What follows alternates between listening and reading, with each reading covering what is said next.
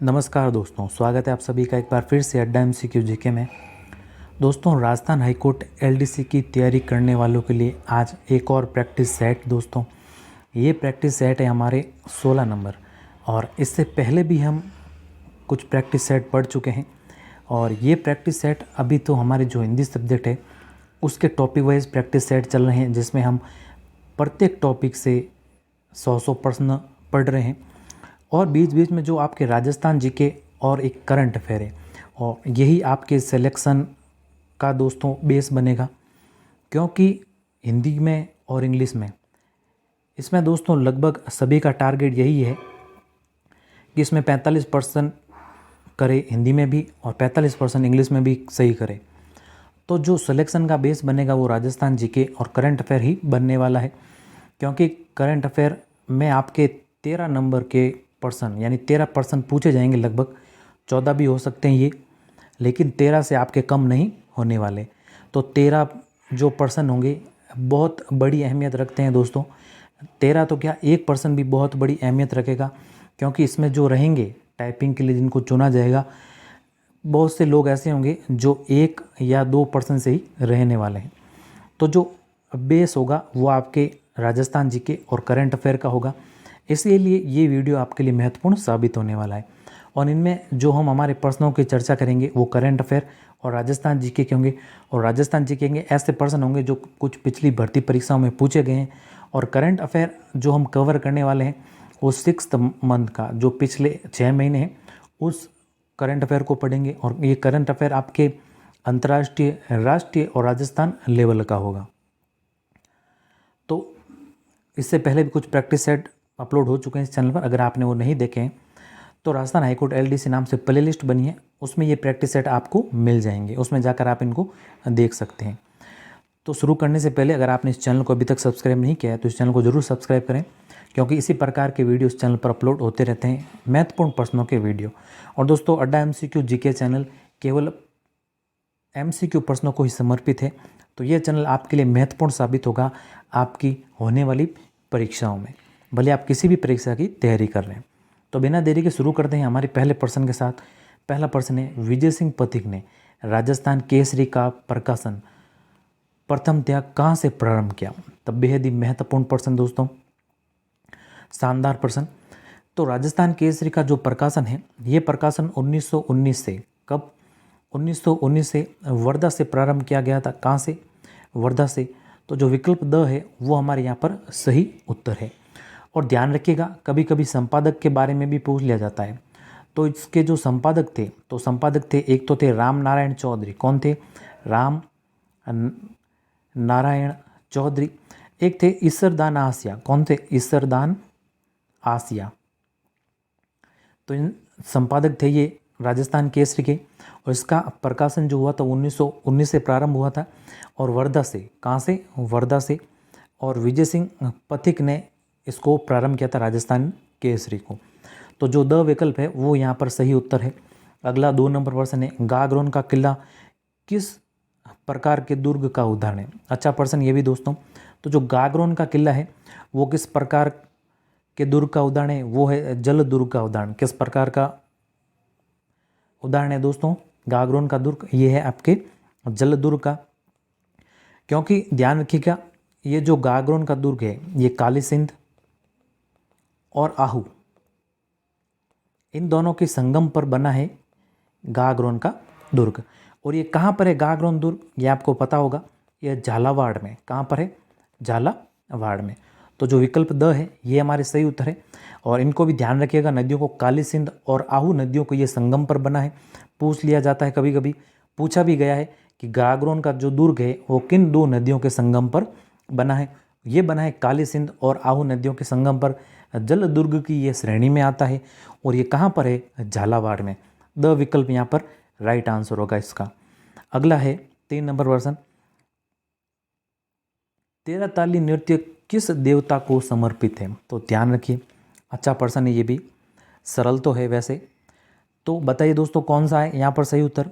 तो जो द विकल्प है रामदेव जी। रामदेव जी को जो कामड़िया जाति की महिलाओं द्वारा ये नृत्य 13 ताली किया जाता है। तो जो द विकल्प है यहाँ पर सही उत्तर है। जो कामड़िया पंथ की जो महिलाएं होती है इनके द्वारा 13 ताली नृत्य किया जाता है और जो 13 ताली नृत्य है ये रामदेव जी को समर्पित है। और इसमें एक चीज़ ध्यान रखिएगा कि इसमें मंजीरों का उपयोग किया जाता है। किसका? मंजीरों का। और मंजीरे दोस्तों किस प्रकार के वाद्य यंत्र है? तत्व वाद्य यंत्र है। इसमें 9 मंजीरे, इसमें जो 9 मंजीरे हैं ये 9 मंजीरे तो दाहिने पैर में बांधे जाते हैं और 2 मंजीरे बांधे जाते हैं कहाँ पर? कोहनी में। 9 मंजीरे तो दाहिने पैर में और 2 मंजीरे आपके कोहनी में और 2 मंजीरे दोस्तों बांधे जाते हैं कहाँ पर? हाथों में। और इसमें दोस्तों ये महिलाएं बैठकर इन मंजीरों को बजाकर ये नृत्य करती है। तो यहाँ पर देखिए अब इनका योग हो रहा होगा 13, इसी कारण इसको 13 ताली नृत्य कहा जाता है। तो किस लोक देवता को समर्पित है? रामदेव जी को। और रामदेव जी का जो मुख्य मंदिर है वो कहाँ पर है? रामदेवरा में। कहाँ पर? रामदेवरा में, जो कि जैसलमेर जिले में आता है। कहाँ पर आता है? जैसलमेर जिले में। और जो तहसील जो लगती है वहाँ पर ध्यान रखिएगा, पोखरण तहसील लगती है, इसको भी थोड़ा आप ध्यान रखिएगा। तो जो द विकल्प है ये हमारे यहाँ पर सही उत्तर है। और पोखरण का नाम तो दोस्तों आपने सुना ही होगा, परमाणु परीक्षण भी किया गया था यहाँ पर। तो द विकल्प है ये यहाँ पर सही उत्तर है, रामदेव जी। अगला 4 नंबर प्रश्न, किस किले को जीतने के क्रम में अकबर को जयमल और फतेह के प्रबल प्रतिरोध का सामना करना पड़ा? ये भी बेहद ही अच्छा प्रश्न है दोस्तों। तो यहाँ पर देखिए कन्फ्यूज करने वाला भी है, तो कन्फ्यूजन आपको हो रहा होगा, एक तो कुंभलगढ़ में, एक चित्तौड़ में। तो बताइए इसका सही उत्तर क्या होगा? तो जो इसका सही उत्तर है वो है दोस्तों यहाँ पर चित्तौड़। कौन सा? चित्तौड़ के दुर्ग को जीतने के लिए अकबर को जयमल और फतेह के प्रबल जो प्रतिरोध है उनका सामना करना पड़ा था। तो अविकल्प यहाँ पर सही उत्तर है। अगला 5 नंबर प्रश्न, निम्नलिखित शासकों में अश्वमेध यज्ञ संपन्न करने वाला शासक था? शानदार प्रश्न दोस्तों, बेहद ही। तो जो अश्वमेध यज्ञ है, सबसे पहले बात करें दोस्तों कि अश्वमेध यज्ञ है ये क्या होता है। तो ये एक प्रकार का ऐसा यज्ञ है जिसमें घोड़े का उपयोग किया जाता है और इसमें जो भी राजा चक्रवर्ती सम्राट बनना चाहता है उसके द्वारा ये यज्ञ करवाया जाता है। और यह यज्ञ बेहद ही लंबा चलने वाला होता है, लगभग 1 से 2 साल तक ये यज्ञ चलने वाला होता है। और इसमें क्या किया जाता है कि यहाँ पर देखिए अश्व से आपको पता चल रहा होगा, घोड़ा, अश्व यानी घोड़ा, इसमें एक घोड़े को छोड़ा जाता है और इस घोड़े के पीछे एक सेना भी होती है। और इसमें दोस्तों हमेशा सफ़ेद घोड़े का ही प्रयोग किया जाता है। इस यज्ञ में सफ़ेद घोड़े का ही प्रयोग किया जाता है और इस घोड़े को छोड़ा जाता है और ये घोड़ा जहाँ जहाँ चलता जाता है वह सीमा उस राजा के अधीन आती जाती है। भले ही ये घोड़ा किसी दूसरे राज्य में भी चला जाए तो भी वह दूसरा राज्य उस राजा के अधीन आ जाता है। और इसमें दोस्तों पीछे सेना भी इसके चलती जाती है। तो सबसे पहले बात करें प्राचीन काल में, तो श्री राम द्वारा भी दोस्तों ये अश्वमेध यज्ञ करवाया गया था जब ये लंका विजय करके आए थे। और पांडवों द्वारा भी दोस्तों इस यज्ञ का आयोजन करवाया गया था। कौरवों पर विजय पर इन्होंने भी इस यज्ञ का आयोजन करवाया था। और जो शुंग वंश के शासक था पुष्यमित्र दोस्तों, पुष्यमित्र ने भी दोस्तों 2 बार, कितनी बार? 2 बार इस यज्ञ का आयोजन करवाया था। ध्यान रखिएगा इस जानकारी के बारे में। तो शुंग वंश के जो शासक थे पुष्यमित्र शुंग, इन्होंने 2 बार इस यज्ञ का आयोजन करवाया था, अश्वमेध यज्ञ का। अब ये तो हुई कुछ महत्वपूर्ण जानकारी कि अश्वमेध यज्ञ क्या होता है, किसने करवाया है। अब हमारे आते हैं प्रश्न की ओर। तो जो ध्यान रखिए, तो कलयुग में, तो कलयुगी था ये, यहाँ पर एक सभी कलयुग के राजा हैं। तो जो कलयुग में जो यज्ञ करवाया था अश्वमेध यज्ञ, ये करवाया था सवाई जय सिंह द्वितीय ने। किसने? सवाई जय सिंह द्वितीय ने ये यज्ञ करवाया था। और ये दुनिया का आखिरी और कलयुग का पहला अश्वमेध यज्ञ था। तो यहाँ पर अविकल्प है जो यहाँ पर सही उत्तर है। सवाई जय सिंह द्वितीय जो कि कहाँ के शासक थे? कहाँ के थे दोस्तों? आमेर, जयपुर के शासक थे ये। और इनके द्वारा इस यज्ञ का आयोजन करवाया गया था कलयुग में। और कलयुग का ये पहला और दुनिया का आखिरी हम इसको कह सकते हैं, क्योंकि ये बेहद ही लंबा चलने वाला यज्ञ होता है। और कहा जाता है कि जब सवाई जयसिंह द्वितीय ने ये यज्ञ करवाया था तो घी को रखने के लिए, क्योंकि दोस्तों ये लंबा चलता है और इसमें घी की आहुति जब दी जाती है यज्ञ में, तो घी को रखने के लिए अलग से बावड़ी का निर्माण करवाया गया था और उसमें बावड़ी में घी को रखा गया था। तो अविकल्प है जो यहाँ पर आपके सही उत्तर है। अगला 6 नंबर प्रश्न है, निम्नलिखित में से कौन सा मेला वर्ष में 2 बार आयोजित होता है? तो जीण माता का मेला। कौन सा मेला? जीण माता का मेला, जो कि सीकर में आयोजित होता है। कहाँ पर? सीकर में। और ये वर्ष में 2 बार आयोजित होता है। तो द विकल्प यहाँ पर सही उत्तर होगा। 7 नंबर प्रश्न, रायका रेबारी जाति के आराध्य लोक देवता है। तो जो रायका रेबारी जाति होती है, इनके आराध्य जो लोक देवता है वो है कौन? पाबू जी। कौन है? पाबू जी। और दोस्तों पाबू जी के बारे में ध्यान रखिएगा, जो इनका मुख्य स्थल है या पूजा का स्थान है या मुख्य जो मंदिर है वो कहाँ पर है? वो है कोड़ू गांव में। कहाँ पर है? कोड़ू गांव में, जो कि है फलोदी जो कि जोधपुर के अंतर्गत आता है। जोधपुर जिले के अंतर्गत ये आता है। तो अविकल्प यहाँ पर आपके सही उत्तर होगा। अगला है 8 नंबर प्रश्न, राजस्थान में कौन सा स्थान नमदा के उत्पादन के लिए प्रसिद्ध है? तो कौन सा स्थान है? टोंक है, जो कि नमदा के लिए प्रसिद्ध है। और नमदा क्या? ऊन का एक पारंपरिक फर्श होता है, जिसे हम दरी भी कह सकते हैं। और ये ऊनी किस्म से बना होता है, इसे हम क्या कहते हैं? नमदा। और ये किसका प्रसिद्ध है? किस स्थल का प्रसिद्ध है या किस जिले का प्रसिद्ध है? ये है टोंक का। सविकल्प सही उत्तर। 9 नंबर प्रश्न, स्त्रियों का बाजूबंद आभूषण कहाँ पहना जाता है? तो ये भी अच्छा प्रश्न है दोस्तों। तो जो मुख्यतः आपके जो टॉपिक है, जैसे आभूषण है, संत एवं संप्रदाय है, इनमें से दोस्तों एक ना एक प्रश्न आपको जरूर हर कोई एग्जाम में देखने को मिलता है। भले आप कोई भी परीक्षा दे रहे हो राजस्थान की, एक ना एक प्रश्न तो इनमें से आपको जरूर देखने को मिलेगा। इनके अलावा बात करें तो जनजातियां हैं, इनमें से भी आपको हमेशा एक ना एक प्रश्न जरूर देखने को मिलेगा। एकीकरण है, इनमें से भी आपको जरूर एक ना एक प्रश्न देखने को मिलेगा। तो इन मुख्यतः ये जो टॉपिक है तो इन पर थोड़ा आपको ज़्यादा फोकस करने की ज़रूरत होगी। तो जो बाजूबंद आभूषण है, प्रश्न की ओर आते हैं दोस्तों। तो बाजूबंद जो आभूषण है, बाजू, अब देखिए नाम से पता चल रहा है, बाजू जो हाथ की होती है, यहाँ पर ये बांधा जाने वाला, पहना जाने वाला आभूषण है। तो यहाँ पर जो हमारे ऑप्शन दिख रहा है वो है स, हाथ में। कहाँ पर? हाथ की बाजू में ये पहना जाने वाला आभूषण है बाजूबंद। स विकल्प यहाँ पर सही उत्तर होगा। 10 नंबर प्रश्न, पोपाबाई की पोल नामक पुस्तक किसने लिखी? ये भी अच्छा प्रश्न है। तो जो पोपाबाई की पोल है, ये पुस्तक लिखी गई जय नारायण व्यास द्वारा। किसके द्वारा? जय नारायण व्यास द्वारा। अविकल्प यहाँ पर सही उत्तर। अगला 11 नंबर प्रश्न, कीर्ति स्तंभ स्थित है। अब बताइए कीर्ति स्तंभ कहाँ स्थित है? अब यहाँ पर आपको कंफ्यूज हो रहा होगा, एक तो चित्तौड़ दिख रहा होगा, उदयपुर दिख रहा होगा, कहाँ पर है कीर्ति स्तंभ स्थित? तो ये जो कीर्ति स्तंभ स्थित है, ध्यान रखिएगा, कहाँ पर? चित्तौड़ में है, ना कि उदयपुर में है। तो ब विकल्प है जो यहाँ पर सही उत्तर है। ऐसे ही सरल प्रश्न आएंगे, लेकिन ऑप्शन ऐसे दिए हुए होंगे ताकि आप कंफ्यूज हो। एकदम सीधे सीधे यहाँ पर आपको प्रश्न नहीं दिए जाएंगे। भले ही लेवल आपने सुना होगा कि राजस्थान हाईकोर्ट एलडीसी का लेवल बेहद ही निम्न रहता है, इसीलिए कह रहा हूँ कि जो हिंदी है, इंग्लिश है, इनमें तो सवालों का जो स्तर होगा वो निम्न रहेगा। इसमें कोई ऐसे भी होंगे जो 50 में से 50 सवाल भी कर आएंगे, लेकिन जो सिलेक्शन का आपके बेस होगा वो जीके ही बनेगा।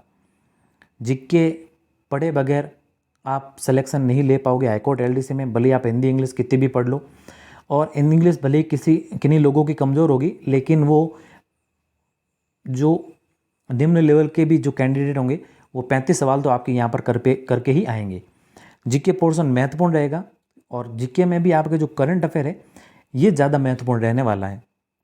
तो सीधे प्रश्न पूछे जाएंगे, लेकिन कंफ्यूज करने वाले भी पूछे जाएंगे यहाँ पर।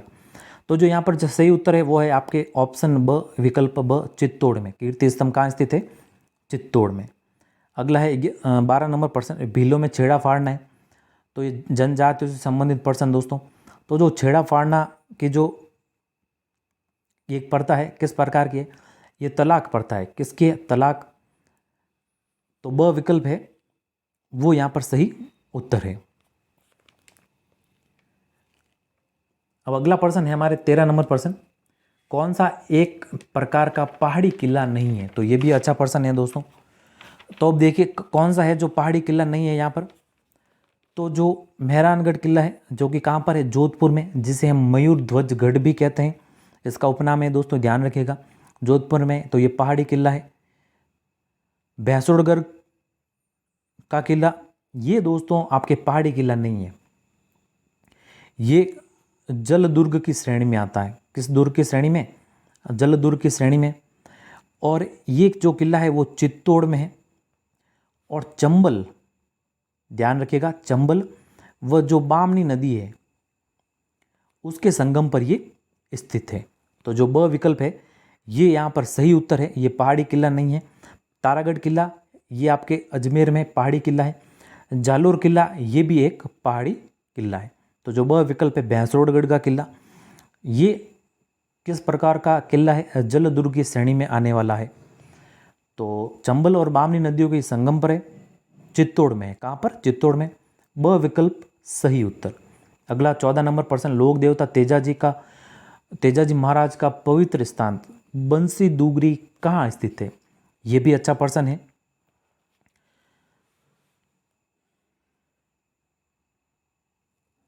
तो जो लोक देवता तेजाजी है इनका प्रसिद्ध स्थान ये कहाँ पर है?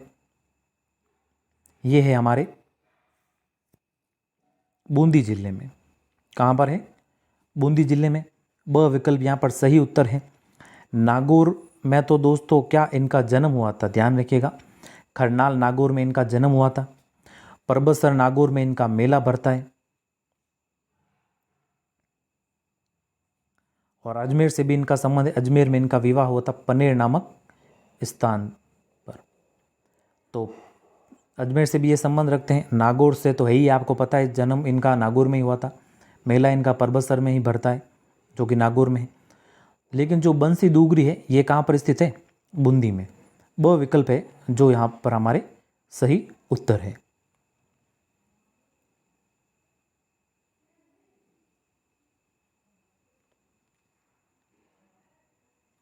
अब अगला है 15 नंबर प्रश्न दोस्तों, मेवाड़ पुकार क्या था या फिर थी?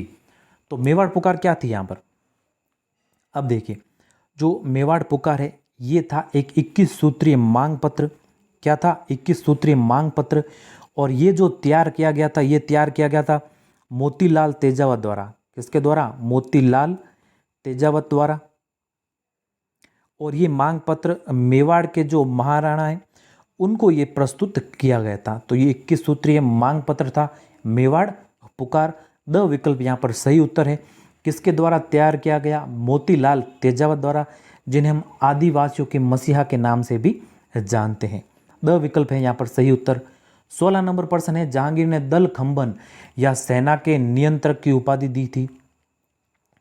तो ऐसे ही दोस्तों प्रश्न पूछे जाएंगे इसमें। अच्छा प्रश्न है, शानदार प्रश्न। तो दल खंबन या सेना का जो नियंत्रण करने वाला होता है, इसकी उपाधि दी थी जहांगीर ने किसको? गजय सिंह को। किसी को दी थी? गजय सिंह को। और गजय सिंह का संबंध जोधपुर से, कहाँ से? जोधपुर से है यहाँ पर। और गजय सिंह ने मलिक अंबर को यहाँ पर परास्त किया था, इसी कारण इनको दल खंबन की उपाधि दी थी। और पहले इनको 4000 का मनसब प्रदान किया गया था, लेकिन बाद में इनका मनसब बढ़ाकर कितना किया गया? 5000 किया गया। तो ब विकल्प है जो यहाँ पर है सही उत्तर। दल खंबन की उपाधि जहांगीर द्वारा किसे दी गई? गजय सिंह को। अगला है 17 नंबर प्रश्न, प्रसिद्ध पेंटिंग गीत गोविंद किस शैली से संबंधित है? ये भी अच्छा प्रश्न है। तो ये किस शैली से संबंधित है? कौन सी चित्र शैली है? मेवाड़ चित्र शैली से। किसे? मेवाड़ से। अविकल्प सही उत्तर। अगला 18 नंबर प्रश्न, चंपाकली महिलाओं के शरीर के किस भाग को सुशोभित करती है? तो ये जो चंपाकली आभूषण है, क्या है? आभूषण। ये पहना जाता है महिलाओं द्वारा। कहाँ पर? गले में। कहाँ पर पहना जाता है? गले में। किस भाग को सुशोभित करती है? शरीर के गले को। ब विकल्प है जो यहाँ पर सही उत्तर है। अगला 19 नंबर प्रश्न है, गुब्बारा नुसरत नागफली गजक नाम है। तो ये जो नाम है किसके नाम है दोस्तों? जो जोधपुर दुर्ग की तोपें हैं उनके ये नाम है गुब्बारा नुसरत और नागफरी और ये गज्जक। तो अ विकल्प है जो कि यहाँ पर सही उत्तर है। जोधपुर का जो दुर्ग है मेहरानगढ़ दुर्ग, मयूर ध्वजगढ़ जिसे दुर्ग भी कहते हैं, चिड़िया टूक पहाड़ी पर ये बना दुर्ग है। तो जो अ विकल्प है वो यहाँ पर आपके सही उत्तर है। जोधपुर के दुर्ग की तोपों के ये नाम है। अगला है 20 नंबर प्रश्न, चंदू जी का गढ़ा और बोडीगामा स्थान किस लिए प्रसिद्ध है? तो जो चंदू जी का गढ़ा और बोडीगामा स्थान है ये है कहाँ पर? ये है आपके बांसवाड़ा जिले में। कहाँ पर है? बांसवाड़ा जिले में। और ये प्रसिद्ध है तीर और कमान के लिए, तीर कमान बनाने के लिए ये प्रसिद्ध है। स विकल्प है यहाँ पर आपके सही उत्तर। 21 नंबर प्रश्न है, परवन परियोजना किस जिले में स्थित है? ये भी अच्छा प्रश्न है, झालावाड़ में। कहाँ पर है? झालावाड़ में। स विकल्प है जो कि सही उत्तर है। अगला है 22 नंबर प्रश्न, पन्नालाल बारूपाल कैनाल के जल का स्रोत है। ये भी अच्छा प्रश्न है। तो जो पन्नालाल बारूपाल कैनाल है जो कि इंदिरा गांधी नहर की दोस्तों कैनाल है, और यहाँ पर जो जल का स्रोत है ये है हरिके बैराज बांध से। कहाँ से? हरिके बैराज से। स विकल्प सही उत्तर होगा।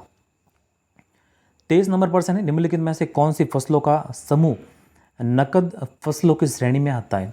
अब ध्यान रखिएगा, एक तो आपके जो रबी फसलें हैं इनको रट कर जाइएगा सभी को।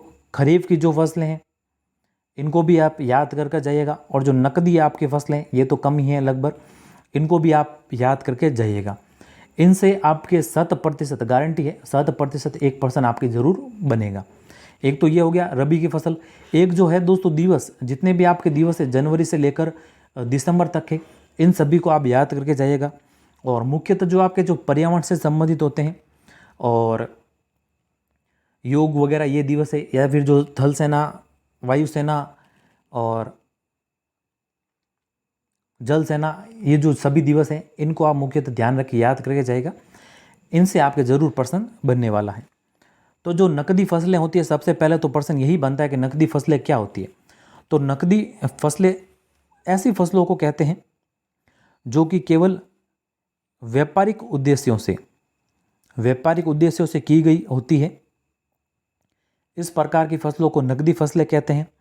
तो इनमें जो सही आपके जो युग्म है वो है कपास, एक है गन्ना और एक है रतनजोत। ये है दोस्तों आपके यहाँ पर सही उत्तर विकल्प अ। ये क्या है? नकदी फसलों की श्रेणी में आने वाली ये फसलें हैं। अ विकल्प है सही उत्तर। अगला है 24 नंबर प्रश्न, मुहाने से उद्गम की ओर चंबल नदी पर स्थित बांधों का सही क्रम है। ये भी इंपॉर्टेंट प्रश्न है। तो जो मुहाने से उद्गम की ओर जो चंबल नदी पर स्थित ये बांध बने हैं, ये बांध दोस्तों आपके इंपॉर्टेंट बांध है राजस्थान की दृष्टि से भी। तो जो ये बांध है इनका जो सही क्रम है, तो सबसे पहले तो गांधी सागर बांध, इसके पश्चात है आपके राणा प्रताप सागर बांध, और इसके पश्चात नंबर आता है जवाहर सागर बांध। फिर एक और बांध है कोटा बैराज। कौन सा? कोटा बैराज। इसको भी थोड़ा ध्यान रखिएगा, यहाँ पर दे नहीं रखा है लेकिन थोड़ा ध्यान रखिएगा। तो अविकल्प है ये यहाँ पर सही उत्तर है। जो क्रम है मुहाने से उद्गम की ओर चंबल नदी पर ये बने बांध, गांधी सागर, राणा प्रताप सागर, जवाहर सागर, फिर कोटा बैराज। अविकल्प है यहाँ पर सही उत्तर। 25 नंबर प्रश्न है, मगरा क्षेत्र विकास कार्यक्रम राजस्थान में वर्ष 2005-06 में शुरू किया गया। यहाँ मगरा क्षेत्र निम्न जिलों से संबंधित है। तो ये भी अच्छा प्रश्न है दोस्तों। तो मगरा क्षेत्र जो विकास कार्यक्रम है ये 2005-06 में शुरू किया गया था, और ये एक ऐसा कार्यक्रम था जिसके अंतर्गत ऐसे क्षेत्र आते हैं जो पहाड़ियों से घिरे होते हैं और जहाँ पर अन्य पिछड़ी जातियाँ व अल्पसंख्यक जातियाँ यहाँ पर निवास करती है। इस प्रकार के क्षेत्र को क्या कहते हैं? मगरा क्षेत्र कहते हैं। और इनमें आर्थिक सामाजिक आधारभूत विकास के लिए ये कार्यक्रम क्या किया गया था? प्रारंभ किया गया था। तो जो मगरा क्षेत्र कार्यक्रम है ये संबंधित है अजमेर, भीलवाड़ा, चित्तौड़, पाली और राजसमंद से। तो अविकल्प है ये यहाँ पर सही उत्तर होगा। अगला है 26 नंबर प्रश्न, कौन सा खनिज उर्वरकों के उत्पादन में काम में लिया जाता है? तो जो खनिज उर्वरक के उत्पादन में काम लिया जाने वाला जो खनिज है वो कौन सा है? जिप्सम। सविकल्प है वो यहाँ पर राइट आंसर है। 27 नंबर प्रश्न, अच्छा प्रश्न, शानदार प्रश्न पूछा भी गया है ये प्रश्न। कई बार एग्ज़ाम में। तो यहाँ पर सम्मिलित करना है, तो यहाँ पर तो देखिए ये कारखाने दे रखे हैं और ये दे रखे हैं कहाँ पर ये स्थित है। तो यहाँ पर इस प्रकार के प्रश्नों को करने के लिए 1 2 3 4 इस प्रकार से लिख दें। अब जो अशोक लीलैंड का जो कारखाना है वो कहाँ पर है? ये है आपके कहाँ? अलवर में। कहाँ पर है? अलवर में। ध्यान रखिएगा, कारखाना है जहाँ पर जो ट्रक होती है अशोक लीलैंड की, आपने नाम सुना ही होगा। जो बस ट्रक होती है इनका निर्माण यहाँ पर कहाँ होता है? अलवर में। तो अविकल्प है जो सम्मिलित होगा कहाँ से? अशोक लीलैंड से। अब देखिए अविकल्प यहाँ पर दिख रहा है, एक तो आपके विकल्प अ में और विकल्प द में। आगे देखिए नेशनल बॉल बियरिंग। तो नेशनल जो बॉल बियरिंग है इसका जो कारखाना है वो कहाँ पर है? जयपुर में। कहाँ पर है? जयपुर में। तो 2 के नीचे आएगा आपके C number. Semcor glass limited. तो सेमकोर ग्लास लिमिटेड ये कहाँ पर है? आपके कोटा में। 3 के नीचे बी नंबर। अंतिम बचा जो हिंदुस्तान रेडिएटर्स, ये कहाँ पर है? जोधपुर में। कहाँ पर? जोधपुर में। ACBD, तो ACBD यहाँ पर भी है और यहाँ पर भी है। तो थोड़ा यहाँ पर कुछ मिसप्रिंट हुआ है, इस विकल्प को आप काट दें या फिर इसको काट दें। तो जो विकल्प अ है वो यहाँ पर आपके सही उत्तर है। ACBD यहाँ पर सही इसका मिलान होगा, या फिर जो ये दोनों है दोनों यहाँ पर सही विकल्प होंगे। तो इसको ध्यान रखिएगा, इंपॉर्टेंट पर्सन है, पूछा जा सकता है आपके एग्जाम में। अविकल्प सही उत्तर। अगला है 28 नंबर प्रश्न, निम्न में से कौन सी पर्वत श्रेणियाँ नवीनतम है? तो कौन सी है नवीनतम? हिमालय पर्वत श्रेणी यहाँ पर नवीनतम है। आसान सा प्रश्न, ब विकल्प सही उत्तर। अगला है 30 नंबर प्रश्न, सोम कमलांबा परियोजना किस जिले से संबंधित है? ये भी सरल प्रश्न, सोम कमलांबा किस जिले से संबंधित है? ये है आपके डूंगरपुर से। किससे? डूंगरपुर से। ब विकल्प सही उत्तर। अगला है 31 नंबर प्रश्न, खारदुंगला पर्वतीय दर्रा किस राज्य में स्थित है? तो खारदुंगला पर्वतीय जो दर्रा है किस राज्य में है? यह है जम्मू कश्मीर में। कहाँ पर है? जम्मू कश्मीर में। और जम्मू कश्मीर के साथ अगर आपको लद्दाख भी ऑप्शन आ जाए तो मुख्यतः कहाँ पर है? लद्दाख में। जम्मू कश्मीर के साथ अगर लद्दाख भी आ जाए तो सही उत्तर तो क्या होगा? लद्दाख। लेकिन जम्मू कश्मीर है, लद्दाख है जो जम्मू कश्मीर नहीं है। तो यहाँ पर जो हमारे विकल्प स है वो यहाँ पर सही उत्तर होगा। अगला है 32 नंबर प्रश्न, लोह तत्व मात्रा के आधार पर कौन सा लोहा सर्वश्रेष्ठ होता है? तो अब ध्यान रखिए, लोह तत्व मात्रा के आधार पर जो सर्वश्रेष्ठ लोहा होता है ये होता है मैग्नेटाइट लोहा। कौन सा होता है? मैग्नेटाइट लोहा। इसमें जो लोहे की मात्रा होती है वो होती है 72.4%। हेमेटाइट जो कि सर्वाधिक भारत में पाया जाता है, ध्यान रखिएगा, ये भी प्रश्न बन सकता है कि हेमेटाइट सर्वाधिक भारत में पाया जाने वाला लोहा कौन सा है? ये है हेमेटाइट। कौन सा है? हेमेटाइट। और इसमें जो लोहे की मात्रा होती है वो 70% ही होती है। और जो लिमोटाइट है इसमें 59.8% है, वो यहाँ पर लोहे की मात्रा होती है लिमोटाइट में। और जो सिडेराइट है, सिडेराइट में होती है आपके लगभग 48.2 48.2% इसमें लोहे की मात्रा होती है।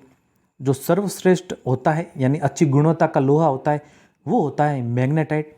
इसमें 72.4% लोहे की मात्रा होती है, 72.4%। तो अविकल्प है जो यहाँ पर सही उत्तर है। और हेमेटाइट यहाँ पर सर्वाधिक आपके भारत में पाया जाता है, ध्यान रखिएगा इसको भी। अगला है 33 नंबर प्रश्न, झारखंड में छोटा नागपुर पठार और किन किन राज्यों में फैला हुआ है? तो ये भी अच्छा प्रश्न है। तो जो छोटा नागपुर पठार है झारखंड के अलावा किन किन राज्यों में फैला हुआ है? ये फैला हुआ एक तो आपके ओडिशा में, तो ओडिशा यहाँ पर भी है। फिर आपके आता है पश्चिम बंगाल यहाँ पर भी है। और एक छत्तीसगढ़ में, बिहार में नहीं यहाँ पर। तो सविकल्प है जो यहाँ पर सही उत्तर है, ओडिशा, पश्चिम बंगाल और छत्तीसगढ़ में इसका विस्तार है। किसका? छोटा नागपुर पठार का। सविकल्प सही उत्तर होगा। 34 नंबर प्रश्न, सिल्वी की कल्चर का संबंध किससे है? इंपॉर्टेंट प्रश्न है, रेशम कीट नहीं है यहाँ पर। वन आवर्धन या फिर वन विकास से। किससे है? वन विकास से। यहाँ पर स है, थोड़ा मिसप्रिंट है। जो स विकल्प है वो यहाँ पर सही उत्तर होगा।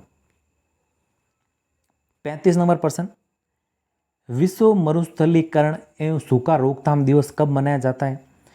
तो दिवस से संबंधित जैसा आपको पिछले वीडियो में भी कहा था, पिछले और इस वीडियो में पिछले जो प्रश्न किया था हमने उसमें भी कहा था कि जितने भी दिवस है उनको तो रट कर जाइएगा, एक पर्सन आपके ज़रूर बनेगा इसमें से। तो जो ये पर्सन है हमारे विश्व मरुस्थलीकरण एवं सूखा रोकथाम दिवस, ये कब मनाया जाता है? ये मनाया जाता है 17 जून को। कब? 17 जून को।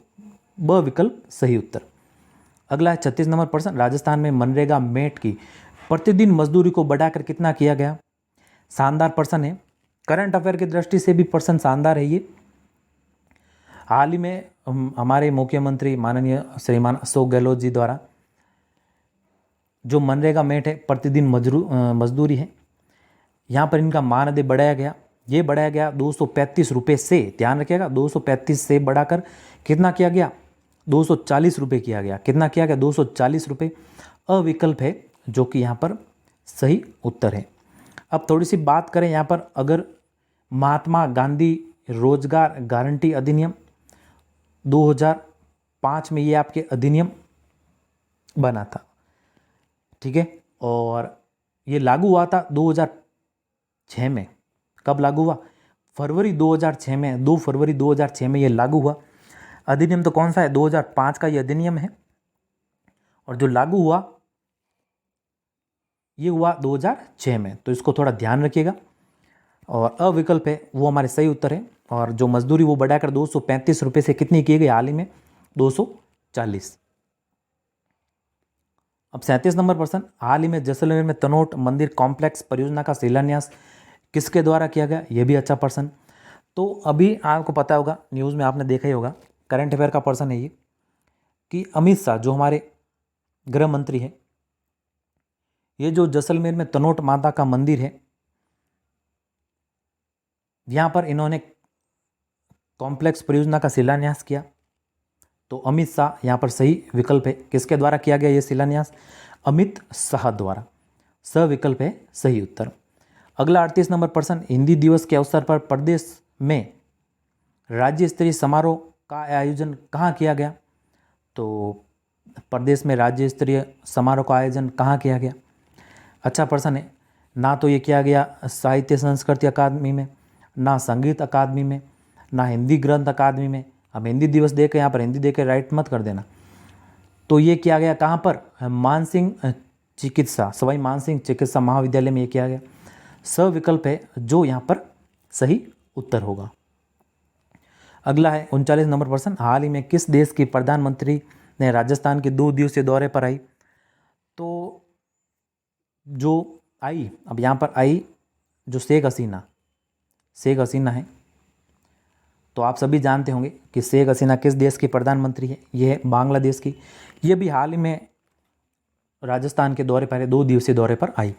तो ब विकल्प है वो यहाँ पर आपके सही उत्तर होगा। अगला 40 नंबर प्रश्न, हाल ही में मुख्यमंत्री अशोक गहलोत ने कहा राजस्थान क्रिकेट अकादमी स्थापित करने की घोषणा की? तो जोधपुर में। कहाँ पर की? जोधपुर में। सविकल्प सही उत्तर। अगला 41 नंबर प्रश्न, राज्य में बालिकाओं के विरुद्ध होने वाले अपराधों की रोकथाम हेतु जिला पुलिस ने मिशन सुरक्षित बचपन अभियान चलाया। तो ये भी अच्छा प्रश्न है दोस्तों। तो मिशन सुरक्षित बचपन अभियान चला गया कहाँ पर? बूंदी में। कहाँ पर? बूंदी में। अविकल्प यहाँ पर सही उत्तर होगा। अगला है 42 नंबर प्रश्न, हाल ही में किसने गैल के अध्यक्ष के रूप में पदभार संभाला है? अच्छा प्रश्न है, इंपॉर्टेंट प्रश्न करंट की दृष्टि से। तो जो गैल के अध्यक्ष के रूप में पदभार संभाला है वो संभाला है संदीप कुमार गुप्ता ने। किसने? संदीप कुमार गुप्ता ने। अविकल्प यहाँ पर आपके सही उत्तर हैं। और ध्यान रखिएगा जो आपके गैल की फुल फॉर्म है, किसकी? गैल की फुल फॉर्म है ये क्या है? Gas authority India limited. Gas authority India limited है इसकी फुल फॉर्म। तो अविकल्प है जो यहाँ पर आपके सही उत्तर होगा। अगला है 43 नंबर प्रश्न, हाल ही में भारत निर्वाचन आयोग ने किसे अपना नेशनल आइकॉन घोषित किया? अब ये प्रश्न भी अच्छा महत्वपूर्ण प्रश्न है। तो भारत निर्वाचन आयोग द्वारा किसे नेशनल आइकन घोषित किया गया? तो ये किया गया दोस्तों किसे? पंकज त्रिपाठी को। किसे किया गया? पंकज त्रिपाठी को। और ध्यान रखिएगा कि इन्होंने देश भर के मतदाताओं को जागरूक किया था, इसीलिए पंकज त्रिपाठी को, ये अभिनेता है, आपने इनका नाम सुना होगा, तो इनको नेशनल आइकॉन घोषित किया। तो अविकल्प है जो यहाँ पर सही उत्तर है। अब यहाँ पर अगर निर्वाचन आयोग की बात आई है तो थोड़ी सी और करंट की दृष्टि से बात कर लेते हैं कि जो हमारे जो मुख्य निर्वाचन आयुक्त थे वो 25वें बने हैं। वो बने हैं कौन? राजीव कुमार। कौन बने हैं? राजीव कुमार। तो करंट की दृष्टि से ये भी मोस्ट इम्पोर्टेंट पर्सन है, मोस्ट इम्पोर्टेंट, ध्यान रखिएगा। और ये 25वें क्रम के बने हैं। कौन से क्रम के? 25वें क्रम के राजीव कुमार मुख्य निर्वाचन आयुक्त। और नेशनल आइकॉन जो घोषित किया गया वो किया गया पंकज त्रिपाठी को। अविकल्प यहाँ पर आपके सही उत्तर होगा। अगला है 44 नंबर प्रश्न, महिला एवं बाल विकास मंत्रालय द्वारा पोषण उत्सव का आयोजन कहाँ किया गया? ये भी अच्छा प्रश्न है दोस्तों। तो महिला एवं बाल विकास मंत्रालय द्वारा पोषण उत्सव का जो आयोजन है वो किया गया राजधानी दिल्ली यानी नई दिल्ली में। ब विकल्प यहाँ पर सही उत्तर होगा। अगला प्रश्न है 45 नंबर प्रश्न, हाल ही में फैजाबाद कैंट का नाम बदलकर क्या किया गया? तो हमारे रक्षा मंत्री राजनाथ सिंह जी द्वारा हाल ही में फैजाबाद कैंट का नाम बदलकर क्या कर दिया गया? अयोध्या कैंट। क्या कर दिया गया? अयोध्या कैंट। ये भी इंपॉर्टेंट प्रश्न है, ध्यान रखिए। तो अविकल्प है जो यहाँ पर आपके सही उत्तर है। अगला 46 नंबर प्रश्न है, स्वच्छ सर्वेक्षण 2022 में देश का सबसे स्वच्छ राज्य किसे घोषित किया गया? शानदार प्रश्न ये भी। किसे किया गया? मध्य प्रदेश, जो कि हमेशा ही अव्वल रहता है स्वच्छ सर्वेक्षण में। तो ब विकल्प है जो यहाँ पर आपके सही उत्तर है। अगला 47 नंबर प्रश्न, हाल ही में इंटरनेशनल हॉकी फेडरेशन ने किसे सर्वश्रेष्ठ पुरुष गोलकीपर चुना? ये भी मोस्ट इंपॉर्टेंट प्रश्न आपके। तो जो हमारे हॉकी टीम के गोलकीपर है भारत के जो है PR श्रीजेश, इनको दोस्तों सर्वश्रेष्ठ पुरुष गोलकीपर चुना गया इंटरनेशनल हॉकी फेडरेशन द्वारा। अविकल्प सही उत्तर। अगला है अब 48 नंबर प्रश्न, हाल ही में कोरियाई ओपन टेनिस में पुरुष एकल खिताब किसने जीता? तो ये जीता गया दोस्तों योशिहितो निशियोको द्वारा। निशियोको ने ये जीता। कौन सा? कोरियाई ओपन टेनिस पुरुष एकल खिताब। तो ब विकल्प है जो यहाँ पर सही उत्तर है। ये भी अच्छा प्रश्न है थोड़ा। अगला है 49 नंबर प्रश्न, हाल ही में वर्ष 2022 का भौतिकी का नोबेल पुरस्कार किसे दिया गया? शानदार प्रश्न ये भी। तो जितने भी नोबेल पुरस्कार है तो ये तो आप याद करके जाइएगा, भले वो भौतिकी का हो, रसायन का हो, अर्थशास्त्र का हो, किसी भी प्रकार का हो, भले साहित्य का हो, तो सबको देख कर जाइएगा। तो नोबेल पुरस्कार आपको पूछ सकते हैं एग्जाम में, करंट की दृष्टि से इंपॉर्टेंट बनते हैं प्रश्न। तो जो भौतिकी का नोबेल है वो John F Clauser, Alain Aspect, Anton Zeilinger, इन तीनों को ये भौतिकी का नोबेल मिला 2022 का। द विकल्प है जो यहाँ पर सही विकल्प है, उपयुक्त सभी। अगला और अंतिम प्रश्न दोस्तों आज का, हाल ही में संयुक्त राष्ट्र शरणार्थी पुरस्कार किसने जीता? ये भी अच्छा प्रश्न है, तो शानदार प्रश्न बनता है ये भी। तो संयुक्त राष्ट्र शरणार्थी पुरस्कार एंजेला मर्केल का नाम सुना होगा, जो जर्मनी की पूर्व चांसलर थी। एंजेला मर्केल ने ये पुरस्कार जीता, इन्हें ये पुरस्कार प्रदान किया गया, संयुक्त राष्ट्र शरणार्थी पुरस्कार। तो ब विकल्प है जो यहाँ पर आपके सही उत्तर होगा। तो धन्यवाद दोस्तों, ये थे आपके महत्वपूर्ण राजस्थान हाईकोर्ट LDC का GK का प्रैक्टिस सेट का महत्वपूर्ण प्रश्नों का वीडियो। उम्मीद है कि ये वीडियो आपको पसंद आया होगा। पसंद आया तो लाइक करें, शेयर करें अपने दोस्तों के साथ। और अगर इस चैनल पर नए हैं और अभी तक आपने सब्सक्राइब नहीं किया है तो इस चैनल को सब्सक्राइब कर लें, पास में इसमें बेल आइकन को भी दबा लें, ताकि समय समय पर आपको वीडियो अपलोड होने पर नोटिफिकेशंस मिलते रहें। और आपके एग्ज़ाम तक, अब बात करें एग्ज़ाम की थोड़ी सी दोस्तों, तो ध्यान रखिए कि ना तो नवंबर में होने वाला एग्ज़ाम है, ना ही दिसंबर में होने वाला है, जनवरी में भी नहीं होगा, या तो आपके फरवरी एंड में या मार्च स्टार्टिंग में ये एग्ज़ाम होगा। तो अच्छा समय है आपके पास, अच्छी से तैयारी में लग जाइए। और एग्ज़ाम तक आपके संपूर्ण सिलेबस के प्रैक्टिस सेट अपलोड होंगे, साथ में मॉडल पेपर भी अपलोड करेंगे, साथ में मैराथन क्लासेस भी हम पढ़ेंगे। तो ये चैनल आपके लिए महत्वपूर्ण साबित होगा, तो इस चैनल को सब्सक्राइब जरूर करें। तो धन्यवाद दोस्तों, मिलते हैं ऐसे ही नई वीडियो में कुछ ऐसे नए महत्वपूर्ण प्रश्नों के साथ, ऐसे महत्वपूर्ण प्रैक्टिस सेट के साथ। तब तक के लिए जय हिंद, वंदे मातरम।